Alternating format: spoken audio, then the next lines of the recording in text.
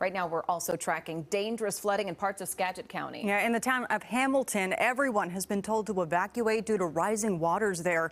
Fox 13's Steve Kiggins is live now with more. Steve, what can you tell us about the conditions? Yeah, I tell you what, we're not in Hamilton. I'll give you a sense of where we are. We are just to the west and to the south of Minkler Lake, and behind me you see some pretty significant flooding. This, however, this is not the Skagit River. This, what you're seeing, is Wiseman Creek flowing on its way down to the Skagit. But I tell you what, the flooding is significant here. It looks even more impressive from the air. Take a look at all the flooding from a couple hundred feet in the sky, thanks to one of our drones. You can see acre after acre inundated by floodwater, forcing roads across the county to be closed by law enforcement. Naval Air Station Whidbey had to deploy a search and rescue helicopter today, and they plucked a driver who had climbed into a tree for safety after their car became stranded in the floodwaters. We saw it again on State Route 20 west of Hamilton, where floodwaters started slowing traffic, and when one driver tried to drive through it, he ended up being stranded.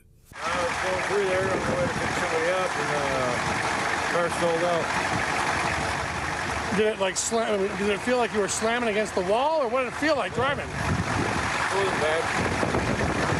What's that like stalling out though? What went through your mind? What do you think the deal is? What do you think the problem looks like? I think it's the fan bit. You're going nowhere fast. Nope. Now, live pictures back here in Skagit County going nowhere fast is that other car across this road closure. We are along Utopia Road. And sure, Utopia Road is a dead end. However, between this closure, between the flooding, we've got at least a couple hundred yards of water that are separating folks. And we're talking separating families, separating farms, separating homes. And people here are eager to, again, make contact. This is a problem that we're seeing repeating across rural parts of Skagit County. The rain, thankfully, has stopped, but this ground, it is super saturated, and the wind is starting to pick up. We know that the winds can be a very significant concern because of all that saturated ground. We're concerned about these trees toppling over. We know that WashDOT and the State Patrol had to take care of a couple of trees that had blown over onto SR 20 earlier today. So the danger is still, we're not out of the woods. Well, I'm in Skagit County, Steve Kiggins, Fox 13 News. It certainly looks ominous out there, Steve. Thank you.